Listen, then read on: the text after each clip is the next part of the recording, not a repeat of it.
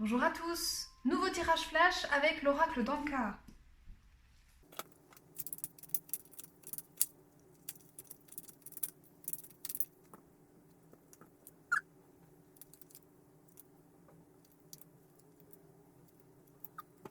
Oui, tout à fait, oui.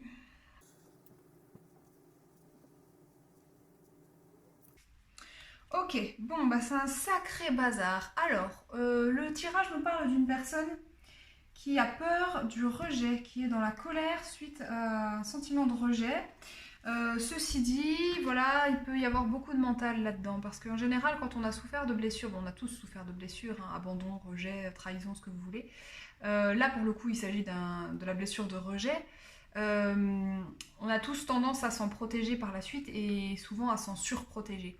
Donc on va avoir tendance à s'isoler de certaines situations et de certaines opportunités dans la peur d'être à nouveau rejeté.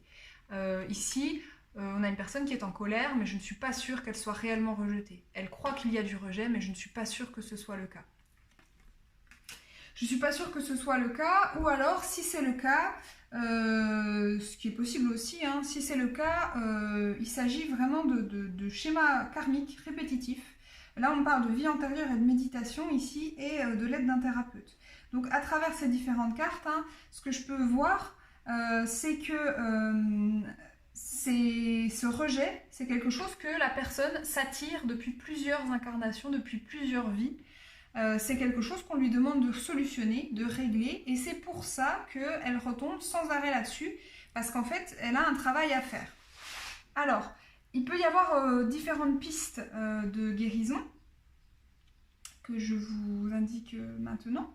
Alors, la méditation, oui, bien sûr. Méditation, lithothérapie, c'est des choses qu'on peut faire à peu près tranquillement, tout seul chez soi. Maintenant, selon l'intensité du problème et selon le blocage qu'il présente dans votre vie, ça peut être insuffisant. Ça peut être un complément de soins, un complément de thérapie, mais c'est pas toujours suffisant. Ce qu'on m'indique ici, hein, c'est que vous pouvez avoir besoin de l'aide d'un thérapeute. Alors vous choisissez bien évidemment la thérapie qui vous semble la plus adaptée. Certains vont se tourner vers la sophrologie, d'autres vers la psychothérapie. Vous allez pouvoir avoir des personnes qui vont se tourner. Alors avec la lithothérapie, moi ça m'évoque l'énergétique, donc ça peut être une bonne piste de travail que l'énergétique. Mais avec les vies antérieures, on peut aussi avoir un travail avec un médium spécialisé dans la guérison des mémoires akashiques. Je vous donne comme ça quelques pistes qui me paraissent pas mauvaises à prendre, parce que là je pense pour le coup qu'on est vraiment dans un schéma très très ancré, je le sens, et donc on vous invite à méditer, à adopter une hygiène de vie qui vous permette de bien vous ancrer dans le réel, de bien prendre, être dans la pleine possession de l'instant présent, dans la pleine appréhension de l'instant présent, notamment pour vous séparer d'un certain nombre d'illusions. Si ces trahisons ne sont pas réelles, si ce rejet n'est pas réel, alors en vous ancrant, vous allez en prendre conscience, revenir à des énergies plus de jouissance, un peu du présent, et puis à plus de zen, quoi. La colère, là, il va falloir l'apaiser. Donc la méditation peut aider à ça, bien sûr. La lithothérapie peut vous équilibrer dans une certaine mesure, mais là, on me parle quand même de se faire accompagner par quelqu'un. On me dit aussi que...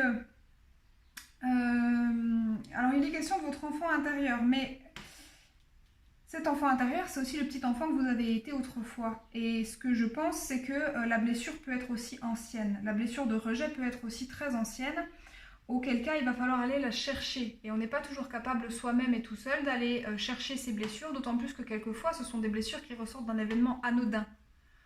Vraiment anodin, votre parent est obligé de s'absenter quelques instants, vous êtes dans une réunion de famille ou chez des amis de vos parents que vous connaissez très peu, vous êtes le seul enfant, voilà, et vos parents sont obligés de s'absenter à un moment pour aller régler un problème à l'extérieur. Donc ils vous laissent là sans penser à mal, ils savent que vous êtes sous surveillance, que leurs amis vont s'occuper de vous, et vous le vivez comme un abandon, voilà. Vos parents vous disent non pour quelque chose, c'est un non qui pourrait être anodin pour n'importe qui d'autre, et vous dans la situation, parce que vous êtes un enfant et que vous n'avez pas toutes les clés de compréhension, vous allez vivre comme un rejet profond de votre parent. La naissance d'un petit frère ou d'une petite sœur peut être une blessure de rejet, alors qu'en fait vous adorez votre petit frère, votre petite sœur, mais sur le moment vous avez pu le vivre comme un rejet et ne plus en avoir conscience aujourd'hui, ne plus vous en souvenir. Donc là effectivement l'aide d'un thérapeute peut être absolument nécessaire. Je pense notamment à des thérapeutes qui vont pratiquer des méthodes comme l'EFT ou le MDR, qui vont vous permettre de travailler très en douceur sur ces traumatismes de l'enfance et surtout d'aller chercher loin et d'aller chercher efficacement ces traumatismes. Ce sont des méthodes qui vont vraiment fonctionner sur des traumas très vieux comme ça et dont on a peu conscience. Le dernier message que je reçois dans ce tableau, c'est que récemment, vous avez pu recevoir un choc émotionnel de cet ordre-là. C'est pour ça que la colère est aussi vive, c'est parce qu'en fait, ce choc émotionnel est venu réactiver en vous la notion de rejet, le sentiment de rejet. Ce qu'on vous dit ici, c'est qu'il faut absolument. J'ai pas de prescription à vous faire, hein, mais le conseil qui vous est donné, qui vous est très fortement donné, c'est de saisir cette opportunité, ce choc, ce rejet-là, cet événement-là douloureux, pour travailler sur vous et sur votre amour de vous.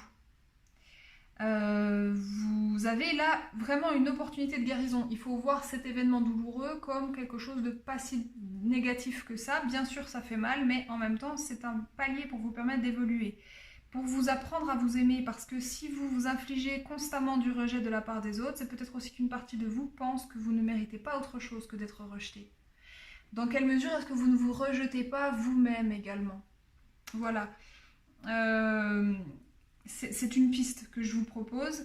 Il va falloir à un moment donné vous pencher sur l'amour de vous, vous aimer davantage pour cesser, pour prendre conscience que vous méritez mieux que ces schémas répétitifs. Et donc, lorsque vous aurez les signes que c'est en train de se reproduire, vous pourrez couper et vous protéger de ça et avancer là-dessus, comprendre que vous méritez mieux que ça.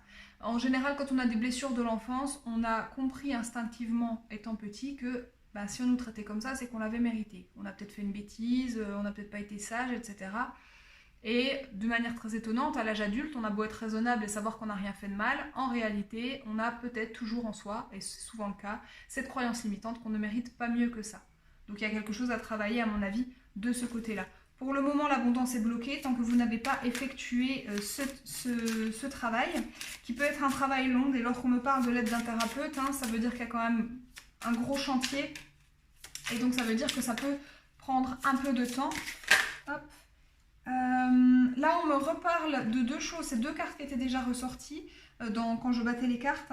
On me parle, alors je vais commencer par la douche énergétique, effectivement, consulter un énergéticien, ce thérapeute peut être un énergéticien, ça peut être positif. Des gens qui travaillent en énergétique, il y en a plein et de plein de façons différentes. Vous pouvez aller vers de l'ostéopathie émotionnelle, vers de la microkinésithérapie, alors tout ça, c'est considéré comme de la pseudomédecine, mais ce sont des médecines alternatives, voilà, à vous de voir laquelle vous convainc, on va dire. Vous avez tout un tas de pratiques différentes en énergétique. Là, c'est ce qui vous est conseillé. Et puis, probablement qu'il y a quelque chose à travailler. Alors, pareil, normalement, je ne parle pas de santé, donc ce sera quelque chose à vérifier avec votre thérapeute. Ça peut être dans deux sens. La carte du lien à la mer, ça peut être ça peut être trois sens différents. Soit cette abondance, elle est bloquée dans votre façon de vivre votre propre maternité. Soit cette abondance est bloquée en raison d'un événement qui s'est passé avec votre maman ou d'un rapport avec votre maman qui a pu être compliqué ou vous amener à des conclusions erronées étant enfant, comme je vous le disais. Soit éventuellement, vous pouvez vous pouvez recevoir de l'aide de votre maman ou d'une personne remplissant ce rôle, une grand-mère, une maman, une personne, qui va peut-être vous apporter de l'aide, des conseils, du soutien, une forme d'amour dont vous avez besoin, et vous rappeler que vous avez droit à cette abondance-là. Oui, là, on me parle vraiment de blessures de l'enfance, de blessures transgénérationnelles, de blessures de vie antérieure qui vous gardent enfermés, qui vous gardent bloqués, et vous avez l'opportunité de travailler là-dessus. Donc écoutez, je vous souhaite de faire ce travail, je vous souhaite beaucoup de patience et de courage, parce que c'est jamais des parcours faciles, mais ce sont des parcours qui en valent la peine. Donc je vous souhaite vraiment de trouver les réponses à vos questions et de pouvoir avancer et de guérir de tout ça. et d'accéder à la vie que vous méritez réellement. Vous méritez d'être aimé, vous méritez l'abondance. Prenez-en conscience et puis vous obtiendrez tout ça simplement parce que vous aurez décidé de l'obtenir. Voilà. Je vous souhaite une excellente journée et puis je vous dis à bientôt pour de nouvelles aventures. Bye bye!